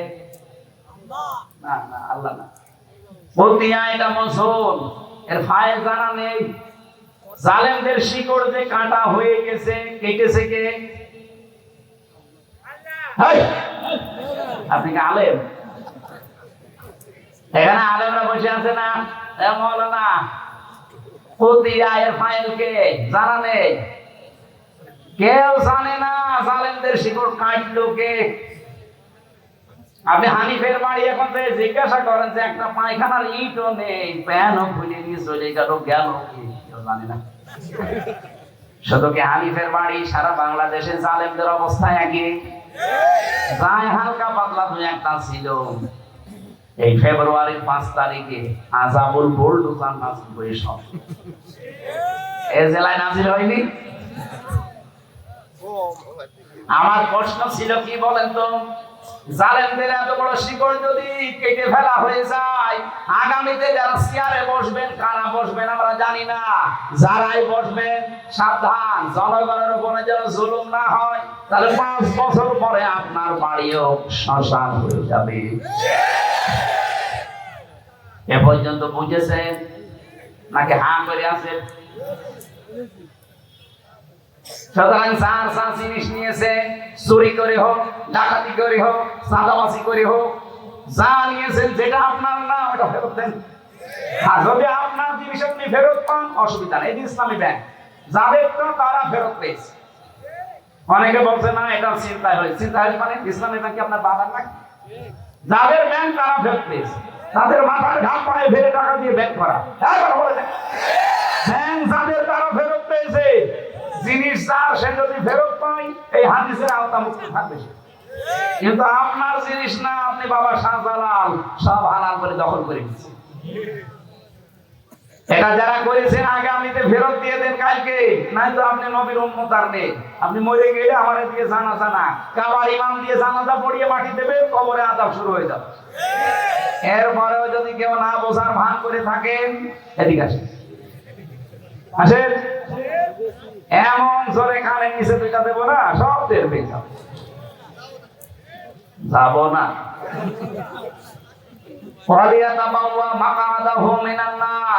সে যেন জাহান্নামে নিজের একটা স্থান তৈরি করে নিল। আমার তো হাদিসটা পড়ে মনে হয় খাপের খাপ এই দেশে অনেকের জীবনে মিলে যাচ্ছে। আমরা যারা বেঁচে আছি, অন্তত আল্লাহ যেন আমাদেরকে বাঁচিয়ে রাখেন, বলেন আমিন। আরে ভাই, আপনার সবার জন্য কথা বলছি, যারা এগুলো করেছেন ফেরত দিয়ে দেবেন। আমি আবার বলছি, হ্যাঁ আপনারটা যদিও দখল করে নেয় এতদিন, ওটা যদি আপনি ফেরত পেয়ে থাকেন, আপনি হাদিসের বাইরে থাকবেন। এবার যদি না বোঝেন, আমার আর বাংলায় বলা সম্ভব না, আমি বাদ দিয়ে দিলাম, জান আপনার আয়ু ছেড়ে দিলাম। আমি সূরা মাত্র একটা আয়াতের 5 ভাগের 1 ভাগ পড়েছি। কাবুরা আলাল মুশরিকিনা মা তাদউহুম ইলাইহি। এবার তাফসীর আকারে কথা বলতে চাই। সূরা সূরা, কোন সূরা? সূরা মানে সংসদ। তাহলে সংসদ এই শব্দটার নামে আল্লাহ একটা সূরা দিবেন। অথচ এই 54 বছরে আমরা সংসদে যেতে চাইলেই আমাদের উল্টাপাল্টা কথা বলতো। কি বলতো না? আরে ভাই, সংসদ নামে একটা সূরা আছে। সংসদ চলবে যে জিনিস দিয়ে, তার নাম সংবিধান। সে সংবিধান নামে একটা সূরা আছে, নাম কি? ফুরকান। সবগুলো যদি আল্লাহ তৈরি করে দিয়ে থাকে, আমরা যেহেতু কোরআন দিয়ে দেশ চালাতে চাই, জীবন চালাতে চাই, এই কথাগুলো আপনাকে বলতে চাচ্ছি। হ্যাঁ, আপনি সেদিকে ডাকবেন, এটা কোরআনের দিকে আসো। আল্লাহ রাব্বুল আলামিন যে জীবন বিধান পাঠিয়েছেন, এইটার উপরে দুনিয়াকে চালানোর চেষ্টা করো, দাঁড় করাও। এই কথাগুলো বললে সবচাইতে বেশি খারাপ লাগবে, মন খারাপ হবে, রাগ করবে কারা? কাবরা আলাল মুশরিকিন, মুশরিকরা মন খারাপ করবে। মা তাদউহুম ইলাইহি, যেদিকে আপনি মানুষকে ডাকতে চান, এদিকে যদি সত্যিই মানুষকে ডাকেন মন দিয়ে, আপনার কথা শুনে কোন ইমানদার, কোন মুসলমান রাগ করবে না, খুশি হবে। আমার ওই যে খুতবার প্রথমে এই কথাগুলো ছিল, আনাশহাদু আন্না মুহাম্মাদান আবদুহু ওয়া রাসূলুহুল মাবউসু ফিনা বিল হুদা ওয়া দীনিল হাক্কি লিইয়ুযহিরাহু আলাল আদিয়ান। আমরা সাক্ষী দিচ্ছি মুহাম্মদ রাসূলুল্লাহ, যিনি আল্লাহর বান্দা এবং রাসূল, আল্লাহ তাকে পাঠিয়েছিলেন দ্বীনে হক দিয়ে, সত্য বিধান দিয়ে, হেদায়েত সহকারে।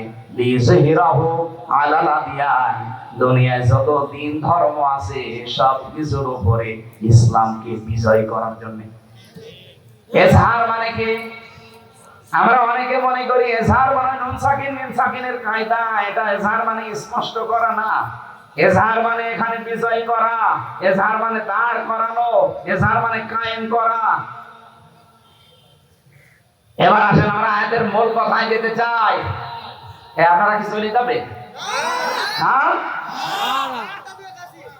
আমার ভাইরা, বিশ্ব নবীকে যেতাল মাবউসু ফিনা বিল হুদা, তোমাদের ভেতরে আমি আমার রাসূলকে হেদায়েত সহকারে পাঠিয়েছি।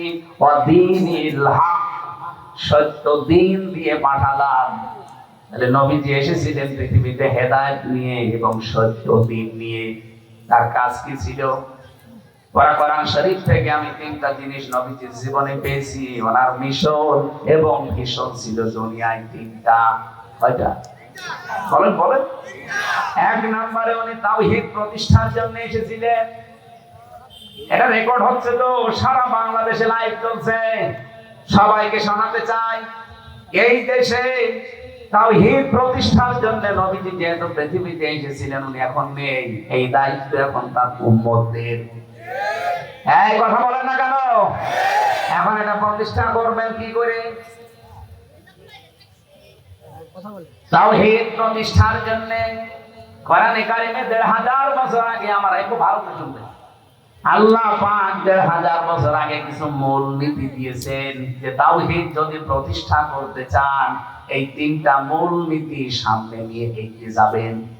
এটা সূরা আলে ইমরানে আছে, ৩ নাম্বার পারা ১৭ নাম্বার পৃষ্ঠার ২ নাম্বার লাইনের ৬৪ নাম্বার আয়াতে আছে। قُلْ يَا أَهْلَ الْكِتَابِ تَعَالَوْا إِلَى كَلِمَةٍ سَوَاءٍ بَيْنَنَا وَبَيْنَكُمْ أَلَّا نَعْبُدَ إِلَّا اللَّهَ إِلَى آخِرِ آيَةٍ। রব্বুল আলামিন বলেন, নবী আপনি ওই আহলে কিতাবদেরকে ডাকবেন যে আসো, আমরা অন্তত তিনটা বিষয়ে একমত হই।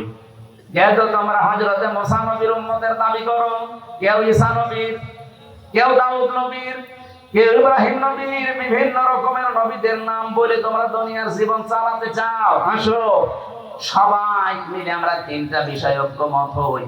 আর আমার মনে হয় এই দেশের জন্য এগুলো বলা লাগবে না, কারণ এই দেশে অন্যান্য কিতাবের অনুসারী একেবারে কম। আমরা শুধু যারা মুসলিম, তাদের কিতাবের নাম কি? কোরআন বলেন বলেন। তাহলে এই কোরআন মানা লোক, বাংলাদেশে কোরআন বিশ্বাস করা লোক 92%। 100 জনের 92 জন সুবহানাল্লাহ বলতে পারেন না? এদের কাছে তো আর ওই কথাই বলা লাগে না যে অন্যান্য কিতাবের লোকেরা আসে, ওরা মাত্র 8 ভাগ, আমরা 92 ভাগ। এই জন্য আমরা আহ্বান জানাবো, আজ আসেন। যেহেতু তাওহীদ প্রতিষ্ঠা নবীর জীবনের প্রথম মিশন আর ভিশন ছিল, আমরাও তাওহীদ প্রতিষ্ঠা করতে চাই, কিন্তু 3টা জিনিস সামনে নিয়ে এগিয়ে যাওয়া লাগবে। 1 নম্বরে এই 3টা জিনিসকে কায়েম করার জন্য লাগবে ঐক্য। আসেন তো আমরা ঐক্যবদ্ধ হয়ে 3টা বিষয় সামনে নিয়ে, আল্লাহ না'বুদা ইল্লাল্লাহ, আল্লাহ ছাড়া কারো ইবাদত, বলেন বলেন, ইবাদত কি? আপনি মন মতো একটা জিনিস বানিয়ে বলবেন যে ভালোই লাগছে, না ওটা ইবাদত না।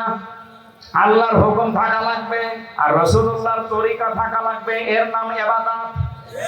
এক কথা বলা যায়নি? এই যে আমার তাহেরি ভাই যে জিকির করে, ইবাদত মনে করেই করে। ইয়া আলী বাবা, শাহ আলী বাবা, কেল্লা বাবা, ফতে বাবা, দয়াল বাবা, কোন জায়গায় আছে? তাহলে আমরা যা ঐক্যবদ্ধ হতে চাই, শুধু মুসলমানরাই আমরা ঐক্যবদ্ধ হতে চাই এই কথার উপরে যে আল্লাহ ছাড়া আমরা কারো ইবাদত, কারো জিকির আলোচনা করব না। এই বিষয়ে যদি কেউ রাজি থাকেন তাহলে আসতে পারে যে আমরা আল্লাহ ছাড়া কারো ইবাদত করব না। রাজি আছেন না? এটা রেকর্ড হচ্ছে, যারা রাজি আছেন তারা ঠিক আছেন। 2 নম্বরে ওয়ালা নুশরিকা বিহি শাইআ, আল্লাহর সাথে আমরা কাউকে শিরিক করব না। আর শিরিক কি? এক কথায় বলছি, শিরিকের যত প্রকার আছে পুরাটা যদি আপনি ব্যাখ্যা করতে যান, শিরিক বিল জাত, শিরিক বিল সিফাত, শিরিক বিল ইখতিয়ারা, শিরিক বিল হুকুক, 120 প্রকার তাফসীরে আছে। এক কথায় জবাব দিচ্ছি, শোনেন, আল্লাহ যেটা পারে ওইটা অন্য কেউ পারে, এই বিশ্বাস করার নাম শিরিক।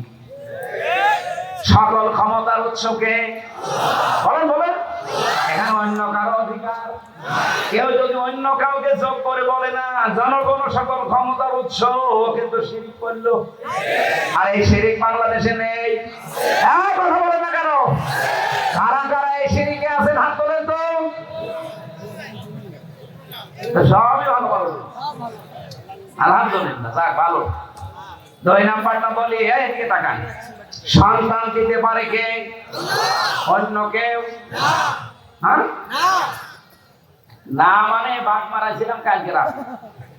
কোন জায়গায় জানো? এই যে বেলঘরিয়া হাট ফাজিল মাদ্রাসা, এই যে এখানে না বাঘ মারা, হয়তো বাঘ মারা, যে বাড়িতে আমাকে নিয়ে এসে বসিয়েছে, ওই বাড়ি আমার 2টা ছেলে, আর একদম পেটে এসেছে শুনলাম 6 মাস।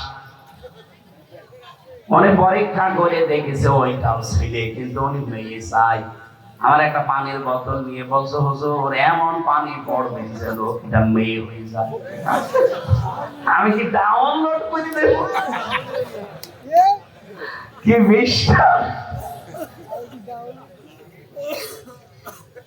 সেদিন বগুড়া গাবতলী থানায় যে বাড়িতে বসেছিলাম, ওই লোকটা এসে আমার কাছে একটা আপেল দিয়ে বলছে, হুজুর পড়ি দেন। কেন? বাচ্চা। ঠিক আছে, যারা ফাতিহা পড়ে দিলাম, কারণ ফাতিহা সব রোগের মহা ঔষধ। আমার কানের কাছে মুখ নিয়ে বলছে, হুজুর এমন আপেল পড়বেন যেন ছেলে হয়। আপেল ফেলে দিলাম। আপেল তো ফেলে দিচ্ছি। আরে ভাই, ছেলে হওয়া যদি আপেল পড়ে কাজ হয়, তা আমার ম্যাডামের দিতে বই হইতো না? কত চেষ্টা করলাম একটা ছেলে হওয়ার, তারপরও মেয়ে। আর আপনি এসেছেন আমার কাছে আপেল পড়তে। আমি আপেল দরকারে নিজে পড়ি, নিয়ে ম্যাডামদেরকে খাওয়াবো। চিন্তা করেন কি বিশ্বাসে আছে এরা? আপেল পড়া, পানি পড়া, দুর্গা পূজা, পীর পূজা, কত মানুষের কাছে বিশ্বাসটা নিয়ে গেছে। অথচ ছেলে মেয়ে দেওয়ার একচ্ছত্র মালিকানা হামজার। অনেকে কথা কার? আরো জোরে। এক কথায় জবাব কি পেলেন? আল্লাহ যেটা পারে পৃথিবীর অন্য কেউ। সুতরাং মা বোনেরা, ভাইরা, বিয়ের পরে 50 বছর ছেলে মেয়ে না হোক, আমাদের জাতির পিতার 86 বছর বয়সে ছেলে হয়েছে, তারপরেও তিনি কোনো কবরে, মাজারে, পীরের কাছে যাননি। এই যে মাওলানা রেজাউল ইসলাম উজ্জ্বল, আপনাদের বাগমারার ছেলে, ওরা 17 বছর বিয়ে হয়েছে, ছেলে মেয়ে নেই। আজকে ওনার বাড়িতে রাতে ছিলাম, আমারে বলছিল আফসোস করি, কিন্তু আজ পর্যন্ত কোনোদিন উনি কোনো পীরের কাছে মাজারে তাবিজ এগুলো নেয়নি। কিন্তু কারো 2 বছর 5 বছর যদি ছেলে মেয়ের মুখ না দেখে ও পাগল হয়ে যায়, কত জায়গায় যে দৌড়িয়ে চলে যায়। আমরা এই বিশ্বাসটা যেন আজকে সঠিক হয়ে যায় যে আল্লাহ যেটা পারে ওইটা অন্য কেউ। এবার 3 নাম্বারটা বললে এবার রাগ করবেন না তো? আমি তো বানিয়ে বলছি না, রাগ করলে আল্লাহর উপরে করবে। কার উপরে? আল্লাহ করে। এবার আসেন, বলছি এই পৃথিবী বানিয়েছে কে? কোন ভগবানের হালকা সাহায্য আছে? বলেন। আল্লাহ রাব্বুল আলামিন বলেন, এবার শিরকটা ধরা পড়বে। আলা লাহুল খালাক ওয়াল আমর, সূরা আরাফের 54 নম্বর আয়াতে আছে মাঝের অংশে, যে সৃষ্টিটার আইন চলবে কার? বলেন না কেন? সূরা আলে ইমরানের 154 নম্বর আয়াতের মাঝের অংশটা একটু দেখবেন। ইয়াকুলুনা হাল্লানা মিনাল আমরি মিন শাইইন ওয়ালিন্নাল আমরা কুল্লাহু লিল্লাহ। হে নবী, ওরা জিজ্ঞাসা করে যে আইন কানুন আমরা কি বানাতে পারি? আপনি বলেন না, আইন বানানোর ক্ষমতা কার? সুতরাং বাংলাদেশে 92% মুসলমান দাবি করছেন আল্লাহর পাঠানো আইন এই জমিনে কায়েম বাদ দিয়ে পৃথিবীর কোন মানুষের তৈরি করা আইন যদি কায়েমের জন্য আপনি চেষ্টা করেন, দল করেন, আন্দোলন করেন, আল্লাহর কসম আপনি শিরক করেন। নিয়ে আসেন তো, কোন হুজুর নিয়ে আসবেন? ভোট ধরতে নিয়ে আসেন, নিয়ে আসেন। এটা বাংলাদেশে এখন চলছে কিনা বলেন? এরপরেও যদি কারো পরিবর্তন না হয়, এখন এর কিভাবে আপনি হেদায়েত করবেন বলেন? এর মাথার উপরে খাইতে মারা ছাড়া কোনো উপায় আছে? মানুষের মনটা খারাপ হয়েছে আমার এই কারণে। এত বাংলায় বলছি যে আল্লাহ বানিয়েছে, আইন চলবে তার। আপনি অন্যের আইন এখানে দাঁড় করাতে চান, আপনি তো শিরক করছেন। কারণ আল্লাহ যেটা পারে ওইটা অন্য কেউ। এবার আপনি যা ভালো লাগে করেন তো ভাই। আপনি যদি জাহান্নামে যেতে চান, আসি আপনাকে 2 লাখ ফিটি আরো ফেলবে। বড় দুঃখ নিয়ে কথাগুলো বলছি। এত চিল্লানো, এত পাল্লানো কি হচ্ছে? আপনার পরিবর্তন আসতে চাই না, আমি কি আপনার ক্ষতি চাই? আপনি নিয়ে এসেছেন এত কষ্ট করে, সেই কুষ্টিয়া থেকে সঠিকটা তুলে ধরলাম। আরে ভাই, নামাজ আপনার যদি কমও থাকে, রোজা আপনার কমও থাকে, আমল আখলাক যদি কম হয়, ঈমান যদি খাঁটি হয়, শিরক না থাকে, আপনি জান্নাতে যেতে পারবেন। আর যদি শিরক মিশ্রণ হয়, অকদিমনা ইলা মা আমিলু মিন আমালিন ফাজআলনাহু হাবাআম মানসুরা। কোন মানুষ যদি শিরক মিশ্রিত কিছু নিয়ে যায়, ওটা ধুলি কণার মতো মুখের উপরে লিখে করা। এখানে বাঁচাতে চাই। আসেন, আমরা তাওহীদ প্রতিষ্ঠার 2য় পয়েন্টে, শিরক আমরা করছি না, করব না। যারা শিরক করছেন তারা কেন করতে আসতে পারবেন না। 3 নম্বরে, ওয়ালা ইয়াত্তাখিযা বা'দুনা বা'দান আরবাবাম মিন দুনিল্লাহ। আমরা আল্লাহ বাদে অন্য কাউকে অভিভাবক হিসাবে, রব হিসাবে আর মানতে চাই। এই 3টা বিষয় যারা কমন হবেন, তারা এক জায়গায় হলে তাওহীদ প্রতিষ্ঠা সম্ভব। ফাইন তাওয়াল্লাউ ফাকুলু শাহাদু, নবী আপনি বলেন, এরপরেও যদি কেউ মুখ ফিরিয়ে চলে যায়, ফাকুলু শাহাদু, আপনি ঘোষণা দিয়ে দেন, সাক্ষী দিয়ে দেন, আযান দিয়ে দেন, আন্না মুসলিমুন, যে আসতে চাও আসো। এই 3টা বিষয়ে যদি ফিরে যেতে চাও তোমরা আমাদের সাথে আর নেই। আমার মনে হয় বাংলাদেশে যদি এই পয়েন্টটা সামনে নিয়ে তাওহীদ প্রতিষ্ঠার জন্য আজ এই 92 লাগবে না, মাত্র 51 ভাগ মুসলমান যদি আজ এক হয়ে যেতে পারি, সামনের বাংলাদেশ হবে আল্লাহর কোরআনের বাংলাদেশ। এটা তো দেখা দরকার। 54 বছর তো বিভিন্ন জিনিস দেখেছি, এটা দেখতে বাকি আছে, বাকি নেই। এই কোরআনে 500 আইন আল্লাহ দিয়েছে। এটা কথা বললে কাদের রাগ হবে জানো? তাদুরু আলাল মুশরিকিনা মা তাদউহুম ইলাই, আমি যেদিকে ডাকছি এই কথা বললে আল্লাহ বলেন সবচাইতে বেশি রাগ করবে, মন খারাপ করবে। বলেন বলেন। তাওহীদ প্রতিষ্ঠার জন্য আল্লাহ পাক আপনাকে জীবনে মনোনীত করবে না যদি আপনার মন তৈরি না হয়। এখানে আয়াতের পরবর্তী আয়াতে এটা আল্লাহু ইয়াজতাবি ইলাইহি মাইয়াশা ওয়া ইয়াহদি ইলাইহি মাইয়ুনিব।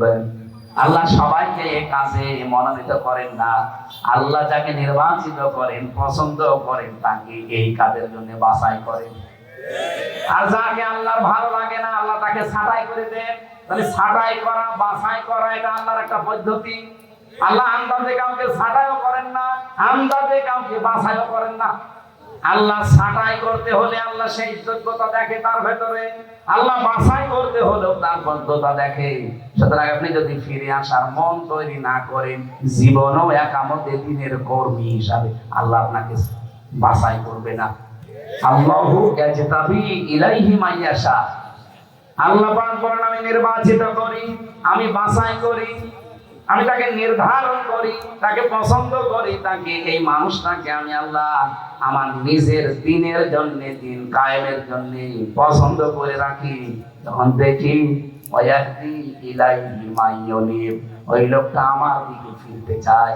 আপনার মনই যদি না থাকে, আল্লাহর কথায় আপনার মন তৈরি হয় না, হামজার কথাই হবে। এজন্য মনটা আগে তৈরি করেন। আজ বাংলাদেশে 92% মুসলমানের সবাই এদেশে ইসলাম কায়েম হোক তাই না। আমি আগস্টের 5 তারিখের আগে একটা জরিপ পেয়েছিলাম, মাত্র 100 জনের 15 জন বলতো আমরা এই দেশে ইসলাম কায়েম চাই। তার ভেতরে এই মীর সাহেব একজন হয়তো। আমি জিজ্ঞাসা করে দেখেন, আপনি চান না রাষ্ট্রে ইসলাম কায়েম হোক? এরকম মাত্র মানুষ, মাত্র সারা বাংলাদেশ মিলে 100 জনের 15 জন।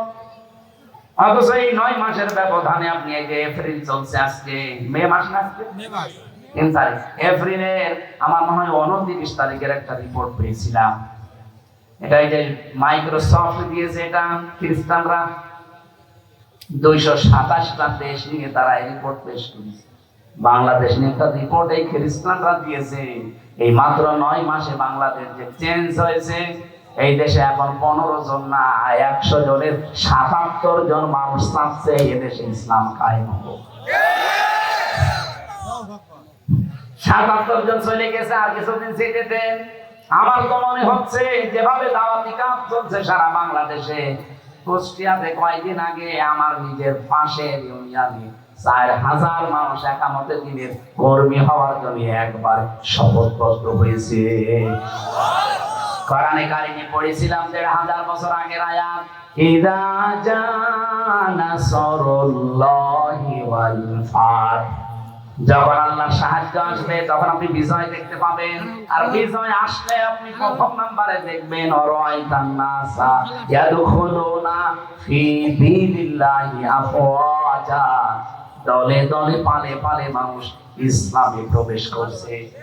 কষ্ট আসতে পারে, ওরা তো মুসলমান, আবার ইসলামে আসলো কি করে না? যারা আল্লাহর দ্বীন কায়েমের জন্য, আল্লাহর আইন কায়েমের জন্য চেষ্টা করে না, এগুলো মুসলমান হতে পারে না। কারণ এই আদেশ শুধু আল্লাহ হামজাকে দেয়নি, শারআ লাকুম মিনাদ দ্বীন মা ওয়াসা বিহি। অর্থ মানে নরমাল কোনো বিষয় না। আপনি যারা আরবি অভিধানগুলো ভাঙতে পারে তাদের জিজ্ঞাসা করে দেখেন, মানে শক্তিশালী নির্দেশ। আল্লাহ বলেন আমি নির্ধারিত করে দিলাম, শারআ লাকুম মিনাদ দ্বীন, তোমাদের সবার জন্য একটা দিনকে, এখানে দিনের আগে আলিফ লাম আছে। পৃথিবীতে বহু দিন আছে, সব দিনকে আল্লাহ নির্ধারিত করেননি, একটা দিনকে মাত্র নির্ধারিত করে দিয়েছেন, তার নাম ইসলাম। দিনের নাম যে ইসলাম, আপনি কোথায় পেলেন? 4500 দিন চলছে এখন দুনিয়ায়। আমি দিনের অর্থ মোটামুটি 10টা লিখেছি। কোরআন শরীফ থেকে আমার কাছে 10টা পারফেক্ট মনে হয়। দিন মানে কিয়ামত, এটা সূরা ফাতিহার 3 নম্বর আয়াতে আছে মালিক ইয়াউমিদ্দিন। 2 নম্বরে আনুবাদ্য সূরা আলে ইমরানের 83 নম্বর আয়াতে আছে আফা গায়রা দীনিল্লাহি ইয়াবগুন। 3 নম্বরে জীবন ব্যবস্থা সূরা মায়েদার 3 নম্বর আয়াতের মাঝের অংশে আছে আল ইয়াউমা আকমালতু লাকুম দীনাকুম। 4 নম্বরে রাষ্ট্রীয় আইন, এটা সূরা মুমিনের 26 নম্বর আয়াতে আছে। 5 নম্বরে ইবাদত সূরা রুমের 30 নম্বর আয়াতে আছে। 6 নম্বরে মুখ ফিরানো, এটা সূরা নেসার 125 নম্বর আয়াতে আছে। 6-7 নম্বরে বিপ্লব, এটা সূরা নসরের 2 নম্বর আয়াতে যেটা পড়লাম। দলে দলে পালে পালে মানুষ ইসলাম কায়েমের জন্য দেখবেন ছাপিয়ে পড়বে। আমার পাশের ইউনিয়নে 4000 মানুষ এতদিন তারা বলতো আমরা মানুষের আইন এই পৃথিবীতে কায়েম করতে চাই, এখন তারা সবাই ফরম পূরণ করে বলছে আমরা আল্লাহর আইন কায়েম করতে চাই। এবার আমাকে বলেছে এই 4000 মানুষকে খাবার দেওয়া লাগবে, অসুবিধা নেই, টাকা তো সারা দেশ থেকে দেবে মানুষ, আমি নিজে ঢালবো। 7 নম্বরে পেয়েছে চিরন্তন বিধান, এটা সূরা সূরা 13 নম্বর আয়াত, যেটা শারআ লাকুম মিনাদ দ্বীন চলছে। 9 নম্বরে সমস্ত ইজম লিযহিরাহু আলাদ দ্বীনি কুল্লিহি, এটা সূরা সফের 9 নম্বর আয়াত। 10 নম্বরে বেশি স্থায়ী শান্তি, এটার মাঝে যেটা আছে আনাকিমুদ্দিন ওয়ালা তাতাফাররাকু ফি। আমার এই ছোট্ট মাথায় যদি এতগুলো দিন সম্পর্কে কোরআনে থাকে, মীর সাহেবের মতো বড় বড় মাথা যাদের আরো আছে। তাহলে আল্লাহর বিজয়, সাহায্য আসলে বিজয় আসবে, এ গ্যারান্টি কার? আর বিজয় আসলে তার নমুনা চিহ্ন চিন্তা কি? দলে দলে পালে পালে আফওয়াজা, মানে দলে দলে ফি দীনিল্লাহি, আল্লাহর দ্বীনের ভেতরে। এই যে দ্বীন মানে জীবন ব্যবস্থা, জীবন বিধান, রাষ্ট্রীয় আইন, কতগুলো বললাম না? আল্লাহর জমিনে আল্লাহর দ্বীন কায়েম করা, এটা যদি কারো কাছে রাজনীতি মনে হয়, কারো কাছে ধর্ম ব্যবসা মনে হয়, আপনার কাছে দুনিয়ার কাজ মনে হয়, মনে করেন আমি এইটাই জীবনের আসল কাজ মনে করি। কারণ এই দ্বীন কায়েম নেই, এই জন্যই ডাকাতি হচ্ছে, এই জন্যই চুরি হচ্ছে, এই জন্যই ছিনতাই হচ্ছে, এই জন্যই ঘুষ চলছে, এই জন্যই ডাকাতি চলছে, জেনা চলছে। 4 বছরের আসিয়া পর্যন্ত বাদ যাচ্ছে না। হ্যাঁ, কথা বলে না কেন? আয়াতটা নাযিল হয়েছে কখন? আলেমদের জিজ্ঞাসা করেন। মক্কার জীবনে, মক্কার জীবনটা 4 ভাগ। প্রথম 3 বছর কষ্ট, এরপরে আরো 5 বছর আরো কষ্ট, এরপরে আরো 3 বছর আরো কষ্ট, এরপরে আরো 2 বছর আরো কষ্ট। আপনি 4 ভাগে মিলিয়ে দেখেন ইসলামের ইতিহাস থেকে, এই 4টা ভাগ করলে নবীজির জীবনের সর্বশেষ যে পয়েন্টটা আছে, সেই পয়েন্টে কিন্তু আয়াতটা নাযিল হয়। আল্লাহর নবী কষ্ট করেছিলেন সব মিলে কত বছর? 13। বলেন বলেন। 3 বছর আর 5 বছর কত হয়? এরপরে 2 বছর, এরপরে 5, না এরপরে 3, এরপরে 3। প্রথমে 3, এরপরে 5, এরপরে 2, এরপরে 3, এই 13টা বছর তিনি কষ্ট করে, এই দিকে তাকান, 13 বছর কষ্ট করে শেষ হয়ে যায়নি। 13 বছরের পরে উনি 10 বছর এইটা দিয়ে রাষ্ট্র চালিয়েছিলেন। আমি হিসাব করে মিলিয়েছি, এই বাংলাদেশে অলরেডি আমরা কষ্ট স্বীকার করে ফেলেছি মক্কার এই জীবনের মতো 15 বছর। এই কথা বলুন, অলরেডি 15 বছর আমাদের চলে গেছে কষ্ট স্বীকার করা, মক্কার জীবনের মতোই পার করেছি। আপনি দেখেছেন না কত পক্ষপাতিত্ব ছিল? এমনিতেই কোটা আন্দোলন শুরু হয়েছিল, দেওয়ালে পিঠ থেকে গেছে তাদের। আমি আর এই ভাই 3 জন অনার্স মাস্টার্স করে একেবারে একই রেজাল্ট, শুধু আমাদের দলীয় পরিচয়ের কারণে জায়গা মতো আমারে উঠতে দেবে না। এরকম ছিল না দেখি? ওনার দলীয় পরিচয়, উনি ছাত্রলীগের কর্মী, চাকরি হয়ে যাবে। আমি শিবির করি, আমার তো চাকরি তো দূরের কথা, রাজাকারের বাচ্চা বলে দেবে। এটা শুরু হয়নি, অনেক বিএনপি করে, এই জন্য ওনারা গুম করে দেবে। আমার রিমান্ডে যেদিন 8 দিন চলে, মাটির নিচে আমি দেখেছি ছাত্র দলের এক ভাইকে, চট্টগ্রামে বাড়ি, ওনার নিয়ে নখগুলো তুলছিল। আমার এক টিপ দিয়েছিল, দেখেন 3.5 বছর হয়ে গেলে এখনো পর্যন্ত এই দাগটা মেটে নাই। আর ওই ভাই তো পুরা নখ দিয়ে ফেলেছে। কি চিৎকার দিয়ে, আমার পাশের ছেলে ছিল, কি চিৎকার দিয়ে কাঁদছিল। ভালো মানুষ নিয়ে গেল, আসার সময় দেখি আর নড়তে পারছে না। এই চোখটা বেঁধে নিয়ে নেয়, প্রথমে পেছনে হাত বেঁধে দেয়, যাবার পরে একটা চেয়ারে বসায়, ক্লিপ দিয়ে আটকিয়ে দেয় হাত, পা আটকিয়ে দেয় ক্লিপ দিয়ে, মাথার সাথে একটা বেল্ট লাগিয়ে দেয় যেন আপনি মাথা নড়াচড়া করতে না পারেন। একটা সুইচে টিপ মারবে, 1 মিনিটে আপনি 120 বার ঘুরবেন। আমার রিমান্ডের কাছের ঘরের ভেতরে নিয়ে দেখি এস ইমরান ওর নাম। এই লোকটা এসে আমার একটা মেশিন দেখিয়ে বলছে যে এটা দিয়ে আমরা নখ তুলি, এমন ভাবে যে হাত সেট করা আছে, আপনি তো নড়াচড়া বন্ধ, শুধু মেশিনটা এভাবে লাগিয়ে দেয়, একটা টিপ মারার পরে নখগুলো একবারে সব খুলে চলে আসে। আর ভাই নখ খুলে আসলে ছেড়ে দিলে বাঁচি না, ওর উপরে লবণ ছিটিয়ে দেয়, আপনার তো হাত বাঁধা নড়তেও পারবেন না। বলেন তো নখ যদি খুলে নাই ফিনকি দিয়ে রক্ত বের হয়, ওর উপরে লবণ ছিটালে কেমন লাগতে পারে? আমার এক চাঁদে যদি 3.5 বছরে ভালো না হয়, না নখ পোড়া ফুলে ফেটেছে, ওর কি অবস্থা? শিবিরের শফিকুল ইসলাম মাসুদ ভাই, বিশেষ করে দেলাওয়ার ভাই, আমার যে রিমান্ডে নিয়েছিল অফিসার, ওনারও দায়িত্ব ছিল, বছর ফুটবলের মতো পিটিয়েছি, ওই খালি লাভ দিয়েছি। ওর নাম বিসি নজরুল ইসলাম মোল্লা, আরেকজনের নাম আছে বিসি মশিউর। আর আমার দায়িত্ব ছিল আসাদুজ্জামান, কাউন্টার টেররিজমের প্রধান, এই শয়তান গোপালগঞ্জের মাল। ওরা যদি আমি একা একা কোনো জায়গায় পাই না, মুসলমান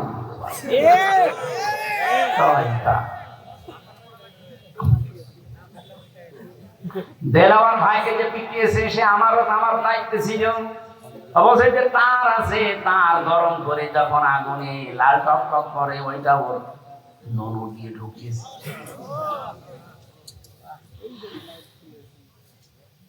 ওনার লজ্জাস্থান নষ্ট হয়ে গিয়েছিল, পরবর্তীতে চিকিৎসার মাধ্যমে আমরা আবার ফেরত দিয়েছি। এখন আপনাদের পাশে বগুড়াতে বিয়েও করেছি, একটা বাচ্চাও আছে।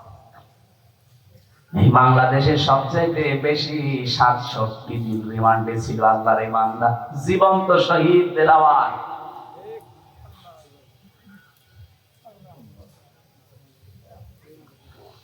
আর আমি শাহীবাসী যেটা বলতে চাই আপনাদের সামনে, ভালো করে শোনেন। নবীজির মিশন আর ভিশনের ভেতরে কিন্তু এখন আমরা আছি দিন প্রতিষ্ঠা করা, তাওহীদ প্রতিষ্ঠা করা, 2 নম্বরে মানব অধিকার প্রতিষ্ঠা করা। এটা সূরা নিসা 58 নম্বর আয়াতে পাবেন। আর এটা প্রতিষ্ঠা করার জন্য কি কি করা লাগবে আল্লাহ সেইটা বলেছেন। ইন্নাল্লাহা ইয়া'মুরুকুম আন তু'আদ্দুল আমানাতি ইলা আহলিহা। তোমাদের যাবতীয় আমানত আল্লাহর নির্দেশ, যত আমানত আছে সব তার প্রাপকের কাছে পৌঁছিয়ে দাও। তাফসীর যারা পড়তে পারে তাদেরকে বলছি বাড়িতে মিলাবেন, তাফসীরে মারিফাতুল কোরআনে আমানাত এখানে ভর্তি আছে। আপনি যে দেখবেন 9টা অর্থ লেখা আছে। ভাই আমার মনে আছে, আমি তাকে মতো এই জন্য তো তাআলা এর মাঝে নিতে চাই না সরকার, এগুলো নিতে চাই না, তো এই কারণে আগামীতে আমি আদায় করা যেখানে সমস্যা আছে আমার নিয়ে আনবেন না। একটা বিষয়, একটা গুরুত্বপূর্ণ বিষয়টা ক্লিয়ার না হলে শেষে সকালবেলা তো নিজেরা ফতোয়াবাজি কর না, এত কষ্ট করে নিয়ে আসলাম, কি বলে গেল মানে আপনি টের পাচ্ছেন কি বলছি? সারানে বারবার 3টা চিঠি দিল, সভাপতি মিলে, ভাই মিলে, উনি মিলে এত চিঠি দিলে আমার তো মাথায় যা আছে সব তো ভুলে যাবো। নেন আপনারা টাকা দিলে নেন, যারা যাচ্ছে ভেতরে যা এনেছেন এই মসজিদের উন্নয়নের জন্য চাচ্ছে, দয়া করে একটু হাত খুলে দিয়ে দিন, এরপর আমরা আরম্ভ করছি। কই লোকজন কই? হ্যাঁ, যা এনেছেন একদম যেন বাড়ি নিয়ে দেন না, ভাড়া বাদ দিয়ে সব দিয়ে যান। আর এইভাবে আলোচনা ভুলে যায়। আমি এই মেয়েদের উপর একটা বই লিখেছিলাম, জেলখানায় বসে বসে, ওরা তো লিখতেও দেয় না।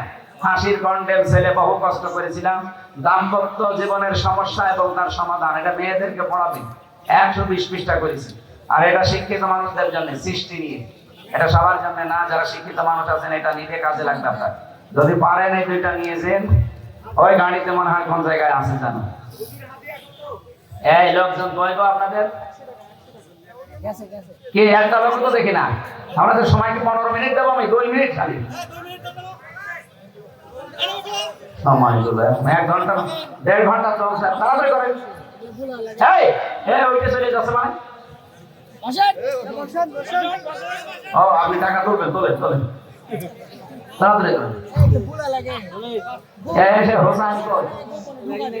হ্যাঁ অনেক চলে গিয়েছে, এসে টাকা তোলা আমি পারি। ও সাঁতারে নিয়ে এসে লাভ কি আমার? টাকা তোলার সব দায়িত্ব আমাদের দেয়, আমি সেটা পারি না, এটা আমাদের দেন কেন? এত তথ্য লিখে নিয়ে আসলাম এই আয়াত সম্পর্কে, এখন মনে হয় 20 পৃষ্ঠা আমি লিখেছি এই আয়াত। এত কথা লিখে আছে, সব তো বলা লাগবে না? মাইক না আপনারা এখন জানি না ভাই, টাকা তুলতে হলে হাওয়া দেওয়া লাগে, হাওয়া পাবো কোথায়? দেন আপনি হাওয়া পাবেন। সম্মানিত ভাইরা আমার, সত্যি আজকের এই আয়োজন আমাদের মোহতারাম মুফতি আমির হামজা ভাই স্যাক্রিফাইস করেছেন আমাদেরকে একটু সময়। তো আপনার মুহূর্তের মধ্যে যে আপনারা যারা ব্যাগ নিয়ে আছেন তাদের কাছে আপনারা দিয়ে দেন, যার যার কাছে যা আছে দিয়ে দেন। কারণ হচ্ছে এই আয়োজন আসলে সহজ বিষয় নয়, এই জন্য একটা গুরুত্বপূর্ণ খরচ। এরপরে মসজিদের উন্নয়ন করবে যেহেতু জালসা, সেই কারণে আপনারা কেউ মাহরুম করবেন না। মেহরবানি করে আপনারা সবাই আল্লাহর ঘর বাইতুল্লাহর জন্য আপনারা সবাই পকেটে হাত দিবেন এবং আপনাদের এই যে কাছে যে ব্যাগ যাচ্ছে ব্যাগে আপনারা দিয়ে দেন, মুহূর্তের মধ্যে দিয়ে দেন। কারণ মুহূর্তে তার আলোচনা শেষ প্রান্তে এসেছেন, সুতরাং গুরুত্বপূর্ণ পয়েন্ট তিনি আপনাদের কাছে বলেই বিদায় নেবেন। এই জন্য আপনারা কেউ উঠা করবেন না, কেউ চলে যাবেন না। সম্মানিত উপস্থিতি, আসলে আজকের এই আয়োজনের অনেক খরচ। গরিব মানুষ না, আল্লাহ যেন তার এই টাকা কবুল করেন, বলেন আমিন। হ্যাঁ, আগামীতে 40 না 40 লক্ষ টাকা দেবে আপনাদেরকে ইনশাআল্লাহ। টাকা দেবে কি করি, তাকে উপায় করা গেছে 15 বছরে। সব ওদের টাকা সব এখন বাইরে।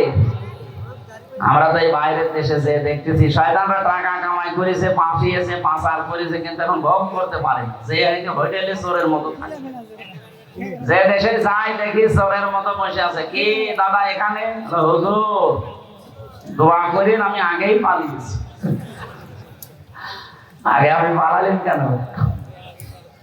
এই জন্য মানবাধিকার প্রতিষ্ঠা, এটা রাসূলুল্লাহর মিশন ছিল। এদেশে যদি মানবাধিকার প্রতিষ্ঠার সময় সুযোগ আল্লাহ দিয়েছে, এখন আমরা যদি সামনে এই সুযোগটা কাজে লাগাতে না পারি ভাই, আগামীতে আবার 100 বছর পিছিয়ে যাবে। আল্লাহ আমাদেরকে এই কাজে যেন জড়িত হওয়ার সুযোগ করে দেন। 3 নম্বরে ছিল দিন প্রতিষ্ঠা করে, দিনের বিজয় এই পৃথিবীতে নিয়ে আসা। আমরা যে আয়াত পড়েছিলাম, এই আয়াতের বাস্তব উদাহরণই এইটা। মা তাদউহুম ইলাই, হে নবী আপনি সবাইকে কাজে ডাক দিয়ে পাবেন না। আল্লাহু ইয়াজতাবি ইলাইহি মাইয়াশা, যাকে আল্লাহ মনোনীত করবেন, নির্বাচিত করবেন, যাকে আল্লাহ বাছাই করবেন তার দ্বীন কায়েমের জন্য, তাকে ছাড়া আপনি এখানে কাউকে নিয়ে আসতে পারবেন না। এজন্য আমার বলার দায়িত্ব ছিল, আমি বলেছি, নির্বাচন করার দায়িত্ব, নির্বাচিত হওয়ার দায়িত্ব এবং ছাঁটাই করা, বাছাই করার দায়িত্ব কার? আল্লাহু, আল্লাহ নিজে। ওয়াহদি, হ্যাঁ, কাকে দেবেন আল্লাহ এই কাজের দায়িত্ব? পছন্দ করবেন কাকে? ওয়াহদি ইলাইহি মাইয়ুনিব, যে মানুষগুলো পৃথিবীতে আল্লাহর দিকে ফিরতে চায়।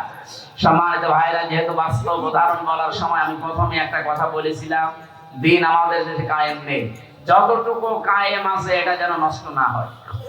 আগামীতে পুরাটা কায়েম করতে চায়, আর যতটুকু আছে এটা যারা নষ্ট করার পায়তারা করছেন, এই নারী কমিশন বহু চেষ্টা চালাচ্ছে এদের পেছনে রাঘব বোয়ালরা। এখানে জীবন থাকতে, দেশের একটা মুসলমান জীবিত থাকতে দেশে নারী কমিশন কায়েম হতে দেওয়া যাবে না। এগুলো পুরো আল্লাহর বিরুদ্ধে, রাসূলুল্লাহর বিরুদ্ধে। আল্লাহ আমাদেরকে দিন কায়েমের আন্দোলনে নবীদেরকে যেভাবে নির্দেশ দিয়েছিলেন, কিয়ামত পর্যন্ত এই নির্দেশ বলবৎ থাকবে। সূরা শুরা 13 নম্বর আয়াতটা দুনিয়ায় মেনে চলার তৌফিক যেন দান করেন, আমিন। আল্লাহুম্মা আমিন। রব্বিরহামহুমা কামা রাব্বায়ানি সাগীরা, লা ইলাহা ইল্লা আনতা সুবহানাকা ইন্নী কুনতু মিনাজ জালিমিন। আল্লাহ তাআলা রাজশাহী জেলার সাদপাড়া বাগমারা থানার দিকে তাকাও। হাজারো মুসলমান, কোরআনের কিছু গুরুত্বপূর্ণ কথা আমরা শুনেছি, জীবনে আমল করার তৌফিক দাও। সওয়াবগুলো তুমি নবীজির রওজায় পৌঁছিয়ে দাও। যারা ঈমান নিয়ে ঘুম গেল কবরে, এদেরকে মাফ করো। যে যুবকগুলো এই মাহফিলের জন্য চেষ্টা চালিয়েছে, এদেরকে যে মা পেটে নিয়েছে, মায়ের পেট খাদিজার মতো বানিয়ে দাও। মেয়েদের জন্য আলাদা করে কিছু বলা গেল না, আল্লাহ মেয়েদের